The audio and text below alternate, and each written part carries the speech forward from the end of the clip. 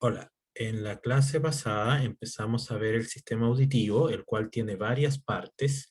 Hay una parte externa que corresponde al oído y luego están las partes ya relacionadas con el sistema nervioso central. Vimos varias de estas y vimos lo que ocurría en la cóclea, y en la clase de hoy vamos a ver qué es lo que pasa en los siguientes centros y cómo esta información va pasando por diferentes núcleos hasta llegar a una corteza sensorial que es la corteza auditiva. Entonces definimos qué es lo que la información que recibe el sistema auditivo son ondas de presión. Vimos cómo se medían estas ondas de presión en unidades de potencia que se llaman decibeles. Vimos también cuáles eran los rangos de estas señales que nosotros podemos percibir. Esto más o menos en una pieza con muy poco sonido, estamos más o menos por aquí en 40, en una sala de clase estamos más o menos entre el 60, 70, ya 90 es ya bullicioso, el lugar más bullicioso de Santiago probablemente está alrededor de los 100, y un concierto muy ruidoso, el récord de un concierto de metal al menos, está entre 110 y 120 decibeles. Más allá de eso ocurre dolor, y probablemente algunos han sentido algún dolor frente a ciertos sonidos muy fuertes. Por ejemplo, estar muy cerca del camión de los bomberos. Algunos son extremadamente bulliciosos y generan dolor. ¿Por qué? Porque hay un movimiento excesivo en esto de acá, y ahora ya hay dolor en los músculos relacionados con todo esto, y en las terminaciones nerviosas también, por el movimiento excesivo. Definimos cuáles eran los rangos de frecuencia y les pusimos nombres más o menos a estas bandas de frecuencia para entender dónde estamos. Nosotros escuchamos en toda la parte coloreada, entre 20 Hz y 20 kHz. Sin embargo, durante el desarrollo, como les dije, hay pérdida de respuesta en las frecuencias más altas. ¿Cuáles son las partes en el oído interno? Bueno, hay una membrana que es la membrana timpánica que mueve esos tres huesitos y que, perdón, el último huesito está en contacto con la cóclea, y eso es lo que nos va a importar. Entonces, el movimiento de esos huesitos impacta en la cóclea, hay movimiento de fluido, y si nosotros tomamos la cóclea, que parece este caracolito, lo cortamos, nos damos cuenta que hay varias estructuras aquí, y en todas estas estructuras que aquí parecen vacías hay solución. Tenemos toda esta estructura que es el órgano de Corti, sobre la cual está la membrana tectorial, y es la que se va a mover. Aquí depende cómo uno lo mire, podemos entender que la membrana tectorial se va a mover con respecto a estas células que están tocando la membrana. Y esas células son células ciliadas, de las cuales hablamos bastante en la clase pasada, que tienen ciertos movimientos de los cilios, y eso hace que la célula se despolarice o se hiperpolarice. Hay un movimiento en la solución. Entonces, cuando se impacta este huesito sobre la ventana oval, hay un desplazamiento de solución, y luego cuando esto es una onda de presión, entonces cuando la onda entra en la otra fase, ahora todo esto se devuelve, y entonces hay un movimiento de solución aquí que deforma estas membranas. ¿Se deforma igual la membrana? No, pues vimos que no se deformaba igual. Aquí en la base se deforma más cuando llegan sonidos a alta frecuencia, y aquí en el ápex se deforma más cuando hay sonidos de baja frecuencia. Pero nosotros no escuchamos sonidos puros. No escuchamos solamente 100 kHz, 10 kHz, escuchamos mezclas.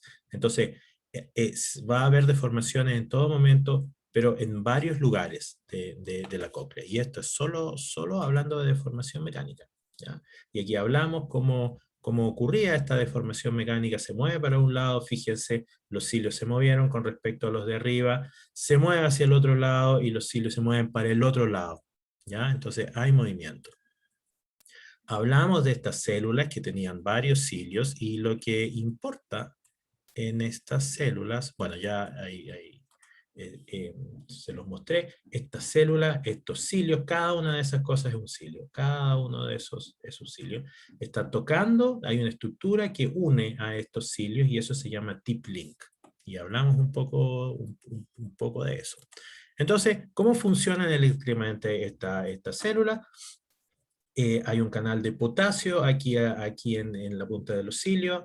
Esta célula se deforma. Aquí hay una suerte aquí se muestra como un resorte, se abre. Y aquí la gracia es que la concentración de potasio es muy grande, entonces hay un flujo de potasio pero hacia adentro, y eso genera una despolarización. Pero luego hay un flujo, y esto se lo mostré en otra diapositiva, bueno, se depolariza la célula, entra calcio, y ese calcio activa un canal de potasio activado por calcio, que se lo mostré en otra diapositiva. Entonces, potasio depolariza e hiperpolariza.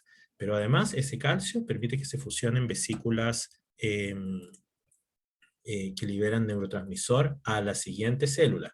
Bueno, aquí está la historia completa. Los canales de potasio se abren, se depolariza aquí, luego esa depolarización abre los canales de calcio, y hay canales de potasio activados por calcio. Entonces ese calcio que entra por este canal abre esos canales y esta célula se repolariza. Todo esto lo vimos en la clase pasada. Las células pueden seguir la oscilación, esos son 300 Hz, 500 Hz. Ojo que la célula no está oscilando necesariamente en todos los picos y valles, pero está oscilando en varios de ellos, ¿ya?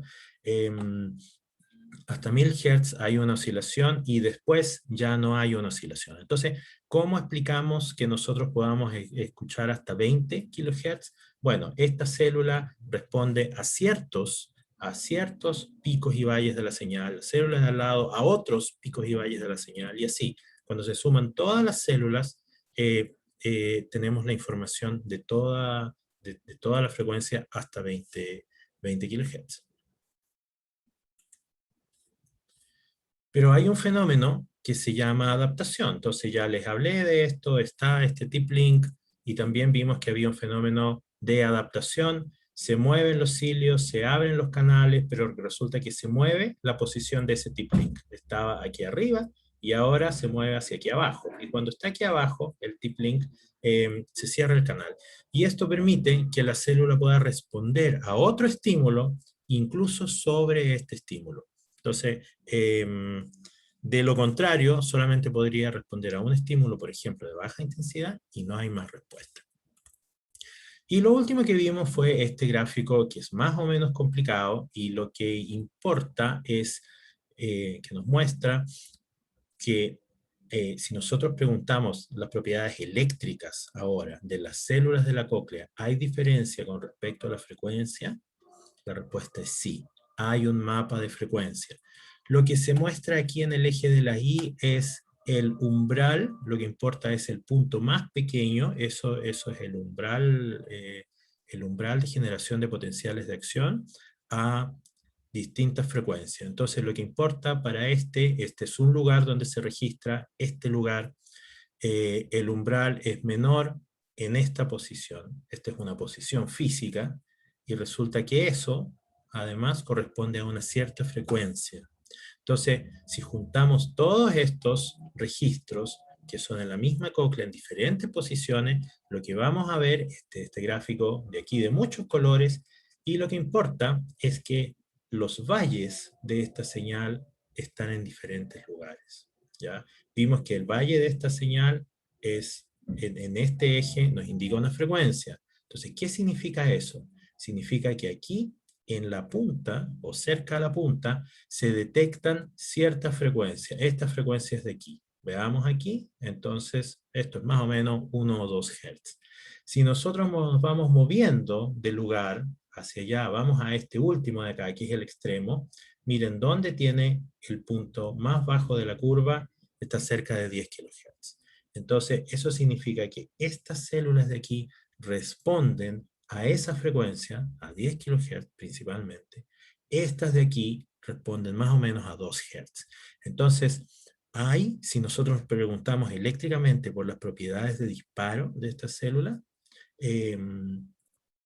hay cambios, hay un mapa, y esto se llama mapa tonotópico. Ahora, recuerden, en la cóclea las células no disparan potencial de acción, los que disparan potencial de acción son estos, son los axones. Ya, ¿cómo es el cableado en la cóclea? Porque resulta que nosotros hablamos que teníamos estas células internas, que son las que llevan más información, pero también, y esas están en una hilera de células, y fíjense aquí están dibujados sus cilios, y más atrás están las células externas, y están ordenados en 3 filas de células. Entonces, ¿cómo son las conexiones? Miremos, en el caso de las células internas, cada célula interna hace sinapsis con un montón de neuronas que van hacia el cerebro. Hay un ganglio en la parte externa de la cóclea que se llama ganglio espiral, y de ahí salen, bueno, de ahí van los axones hacia un lado, estas son células bipolares, y ahí van los axones hacia el otro lado, algunos le podrán llamar dendrita a esto de acá. Van los axones por aquí y que van hacia el puente como lo vamos a ver en las siguientes diapositivas. Pero también hay información de vuelta. Hay información, está verde, son axones que vienen desde el cerebro y dan información aquí a los axones, o dendrita, como quieran llamarle, pero también a los somas de estas otras células. Entonces, hay información que va de ida, pero también hay información de vuelta. Si se fijan, las células externas son diferentes en términos de las conexiones. Cada una de estas, le vamos a llamar dendrita, hace sinapsis en este dibujito con 5 células. En cambio, las células internas, era al revés. Una de ellas hace sinapsis con muchas de estas otras células. Entonces hay una diferencia en el cableado. La mayor cantidad de información viene de acá.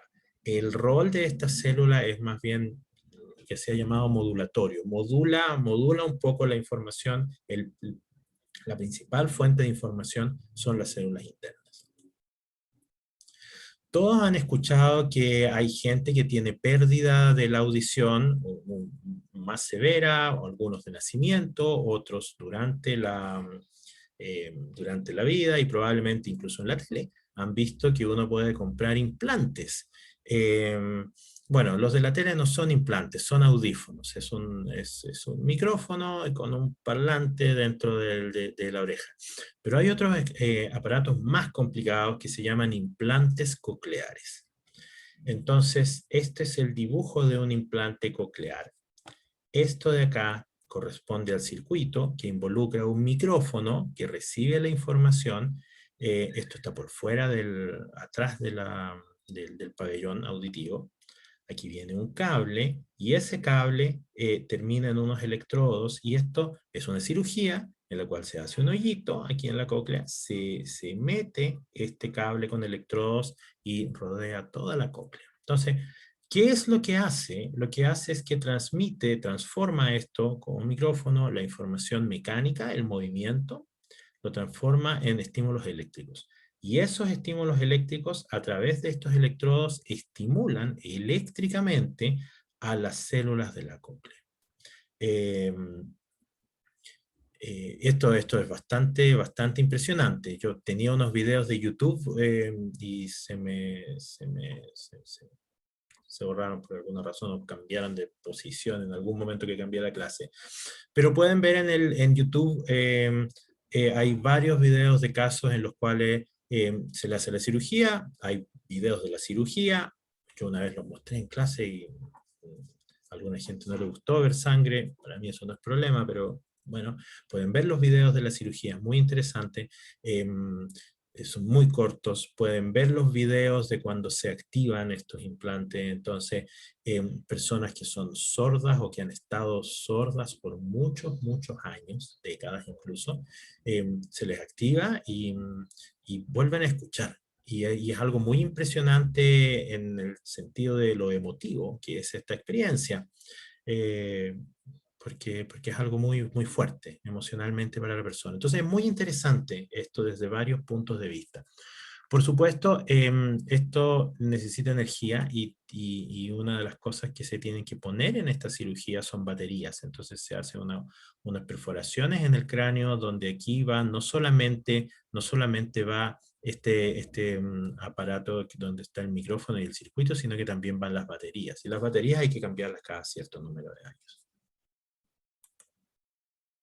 ¿Cuál es el circuito? Aquí se ve bien mal, pero vamos a ir parte por parte. Entonces, estábamos aquí en el oído interno, la cóclea, el ganglio espiral, donde están las células que disparan potenciales de acción, que están afuera de la cóclea.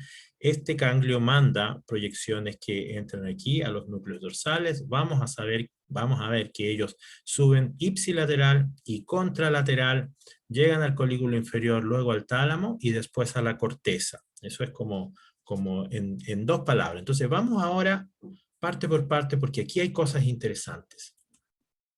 Entonces vamos desde la cóclea. Aquí está la cóclea, el ganglio espiral, y el ganglio, el nervio auditivo se divide en tres ramas que hacen sinapsis con los núcleos cocleares. Hay tres núcleos cocleares, ahí están sus nombres: dorsal, posteroventral y anteroventral. Y de aquí, miren, ahí, ahí y ahí. Y desde estos núcleos cocleares sale la información hasta la oliva superior. Y vamos a ver a la oliva superior y también a la oliva medial, que está muy cerca en esta rebanada de tejido. Desde aquí hay algunos que hacen sinapsis aquí, ipsilateral, pero también hay ramas que van contralateral. De la oliva superior sube hasta el lemisco lateral. Hay algunos que hacen sinapsis ahí. Y seguimos hasta arriba, hasta el colículo inferior, que es un núcleo es un núcleo subtalámico, y luego esto hace sinapsis y entra aquí al tálamo, al geniculado medial. El geniculado nos ha aparecido en el sistema visual, es el geniculado lateral. Este es el geniculado medial. Esto se llama en general núcleo de relevo, porque aquí hay sinapsis en las cuales estas células que traen la información, hacen sinapsis con esta otra. Hay procesamiento de información en esto, no es solamente pasar la posta como en las carreras de atletismo. Y finalmente llega a la corteza primaria. Entonces, una de las preguntas relevantes y que ya hemos visto en otros sistemas es: ¿hay un mapa de la información? ¿Hay un mapa aquí en alguno de los lugares? Porque vimos que en el sistema somatosensorial había un mapa aquí en la corteza somatosensorial, había lugares en los cuales se recibía la información de diferentes lugares. En la corteza visual habían cierto tipo de mapas o estructuración de la información, tanto en el geniculado como en la corteza visual. Entonces la pregunta es: ¿aquí en el sistema auditivo hay un mapa? La respuesta corta es que sí. Esto es la cóclea, esto lo saqué de otro libro, esto es del Candel. Entonces, quien hizo este dibujito, fíjense, pintó la cóclea con diferentes colores, representando el experimento que se hizo, que fue pintando neuronas y viendo dónde estas neuronas pintadas iban a hacer sinapsis. Entonces, estas neuronas, fíjense, hay varios colores, ¿no? Hay uno bien oscuro y uno bien claro. Si se fijan, aquí están los núcleos dorsales, los núcleos cocleares, esos tres que yo les dije: dorsal, anteroventral y posteroventral, no reciben los mismos colores. Eso es lo que les quiero decir. Entonces, axones de un color están aquí en dorsal, axones de otros colores están aquí y aquí. Eso se ve aquí. Esto es un corte del núcleo. Entonces, fíjense, en ciertas partes vienen estos axones amarillos, que son de la parte externa, por llamarlo así, de la base, perdón, de la base de la cóclea, vienen esos axones amarillos y hacen sinapsis aquí. De la parte medial, los naranjos, fíjense, hay que imaginarlo un poco, pero ahí están los naranjos, hacen sinapsis en esa parte. Y finalmente los rojos, que vienen desde el ápex, hacen sinapsis en otra parte de los núcleos. Entonces, hay un mapa de la información en este núcleo coclear. ¿Hay otros mapas? La respuesta es sí, hay otros mapas, y vamos a ver finalmente que hay un mapa en la corteza, pero es un mapa de frecuencia, no es un mapa de lugares en el espacio. Una de las preguntas importantes en el sistema auditivo es cómo podemos nosotros usar, cómo es que usamos los mamíferos y los vertebrados, el sistema auditivo para localizar lugares que nos rodean. Porque en el sistema visual es más o menos fácil, nosotros miramos para adelante y tenemos una información, y hablamos bastante de esto, podíamos mover los ojos, ¿cierto? Y también podemos mover la cabeza. Pero aquí no podemos mover los oídos, al menos no nosotros. Algunos animales lo que hacen es mover el pabellón, pero no mueven el oído interno. Entonces, ¿cuáles son los sistemas que permiten identificar con el sistema auditivo eventos que están externos a nosotros? ¿Podemos posicionarlos en el espacio? La respuesta corta es sí se puede, ¿ya? Entonces, esta es una representación, hay dos mecanismos que nos permiten tener diferencias, se llaman interaurales, entre ambos oídos. Entonces lo que se hace es que básicamente se toma la diferencia, o sea, uno de los métodos, la diferencia entre la llegada de un oído al otro. Ese es uno, que vamos a ver ahora. Esto ocurre para frecuencias menores de 3 kHz. Nosotros escuchamos hasta 20, acuérdense. Entonces, aquí están las neuronas, este es un núcleo, este es la oliva superior medial, es uno de los núcleos de los cuales hemos hablado. Vamos a ver dónde está. Entonces, aquí está la cóclea, aquí está el núcleo dorsal, donde está este mapa de los axones, y aquí está la oliva superior. Hay oliva superior lateral y oliva superior medial. Esta es la oliva superior medial. Entonces, fíjense, hay varios tipos de célula que se le pusieron esos nombres para que hacernos más fácil. Entonces, aquí hay un sistema de detección en el cual hay células que son más sensibles a información de un oído y hay células que son más sensibles a información del otro oído. Entonces, miremos la célula E, que es la que está dibujada acá. Entonces, tenemos un sonido y ese sonido aparece antes en este oído, está más cerca aquí. Entonces, va viajando, se generan potenciales de acción, va viajando acá, pero también se genera aquí en el otro, pero se genera después, ¿sí? Entonces, va viajando y finalmente va a llegar la información aquí, a este. Estas células actúan como detector de coincidencia, entonces aumentan su frecuencia de disparo cuando tienen inputs coincidentes, este de acá versus este de acá. ¿Cuál es el punto aquí? Si nosotros tuviéramos audífonos en ambos oídos y diéramos el mismo estímulo, entonces aquí en la célula E dispararía potenciales de acción, perdón, sí, dispararía, a ver, no, ¿cómo lo digo? Lo voy a decir de nuevo. Aquí hay un punto importante que es la distancia, que es qué tan largos son los axones. Entonces, si partiera la información al mismo tiempo, en el oído izquierdo que en el derecho, llegaría antes la información del oído derecho, ¿cierto? Con los audífonos, porque tiene que atravesar menos longitud. Se demoraría más aquí la longitud, que viene de acá, ¿cierto? Sin embargo, en este experimento pusimos la fuente de sonido más cerca de este oído. Entonces, de esta manera, ahora, que se demora más, va a disparar primero potenciales de acción. Entonces, en cierto momento, en este ejemplo, van a llegar al mismo tiempo los potenciales de acción. Y estas células actúan como detectores de coincidencia. Entonces, si llegan potenciales de acción al mismo tiempo, en este caso se activan, aumenta la frecuencia, estas neuronas, y eso significa que la información, o es interpretado después por otros centros, que la información viene de este oído.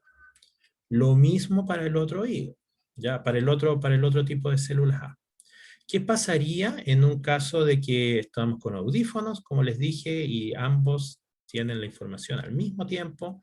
Entonces se activaría la célula C, en la región C, ¿cierto? Porque se demorarían exactamente igual, suponiendo que las longitudes son iguales, se demoraría exactamente lo mismo. Entonces esta célula, la información de estas células nos diría, es en los dos es la misma información, ¿ya? Fome.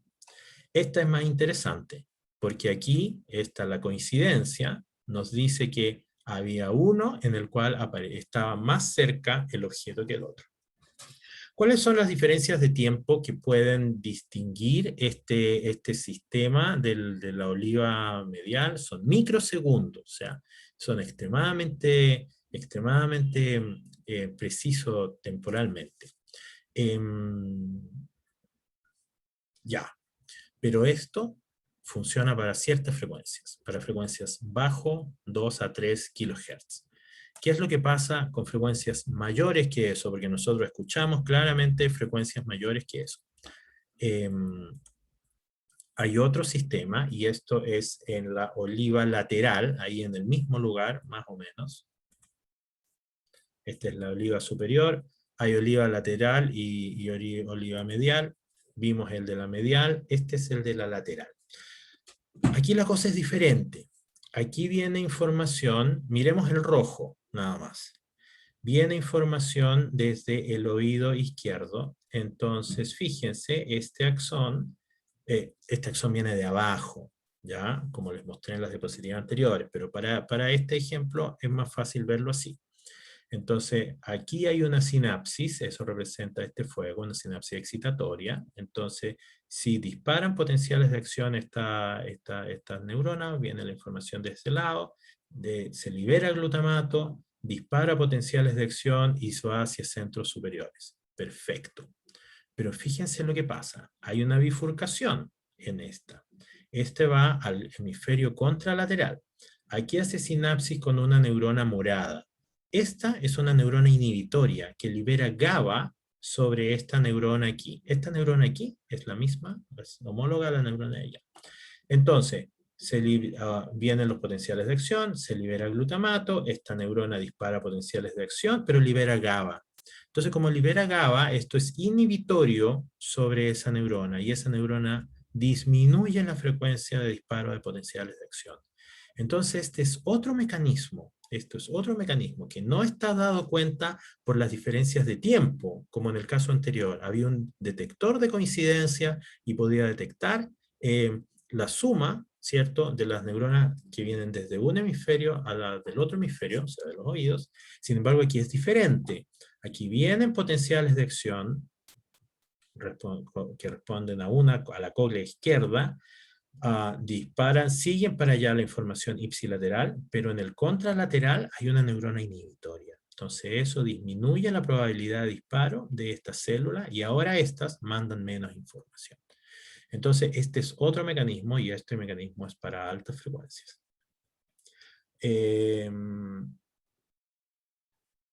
Ya. Aquí también hay otra cosa que tiene que ver con que esto funciona para amplitudes fuertes, ¿ya? Para sonidos fuertes, o sea, son fuertes y son de alta frecuencia. Ya, pero finalmente, a lo que queremos llegar es si hay un mapa o no hay un mapa. Entonces ya vimos que viene la información desde acá, vimos lo que pasa en la oliva superior, va ipsilateral, contralateral, pasa por el geniculado, pasa por el colículo inferior, pasa por el geniculado y llega a la corteza auditiva. Entonces, ¿hay un mapa en la corteza auditiva? La respuesta corta es que sí hay un mapa en la corteza auditiva. Este es una representación, esa especie de cucharita significa que hay que mover un poco para ver dónde está. Desde afuera no se ve, porque acuérdense que hay muchas circunvoluciones. Entonces, todo esto de colores es la corteza auditiva. Y aquí hay un mapa. Fíjense, estas regiones de acá, anteriores, responden a bajas frecuencias, 500 Hz, Estas regiones de acá responden a alta frecuencia, 16 kHz, en este dibujo. Ya, entonces, pero también sabemos que las bajas frecuencias están en la parte del ápice, del ápex de la cóclea. Entonces esto recibe información que viene del ápex de la cóclea, la parte posterior recibe información que viene de la base de la cóclea. Entonces hay un mapa de frecuencias, no hay un mapa de lugares, ¿ya? Porque los lugares aquí no sabemos dónde, no importan mucho en este sistema los lugares, lo que importa es el mapa de frecuencia.